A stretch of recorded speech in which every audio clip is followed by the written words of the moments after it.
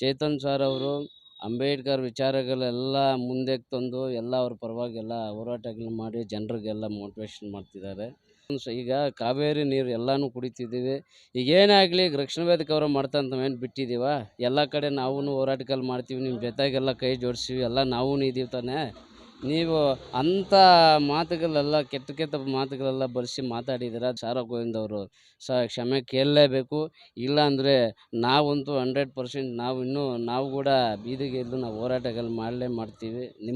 ನಿನ್ನ ಒಂದು ಇದಕ್ಕೆ ಆಪೋಸಿಟ್ ಮಾಡ್ತೀವಿ. ನೀನು ತಕ್ಷಣವೇ ಕ್ಷಮೆ ಕೇಳಲೇಬೇಕು.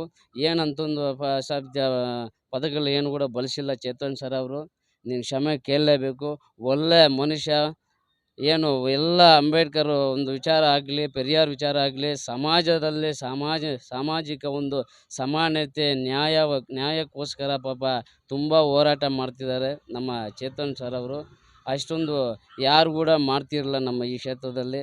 ಏನು ನಿನಗೆ ಕರ್ನಾಟಕದಲ್ಲಿರುವ ಯೋಗ್ಯತೆ ಇಲ್ಲ ಅಂತೀರಲ್ಲ, ಏನು ಈ ಬೆಂಗಳೂರು ಎಲ್ಲರೂ ಎಲ್ಲ ಕಡೆನೂ ಬಂದು ಬದುಕವ್ರು ಇಲ್ಲಿ. ಅದೊಂದು ಅರ್ಥ ಮಾಡಿಕೊಂಡು ಮಾತು ಹಿಂದೆ ತಗೊಂಡು ಕ್ಷಮೆ ಕೇಳಬೇಕೆಂದು ನಾವು ಹೇಳ್ತಿದ್ದೀವಿ.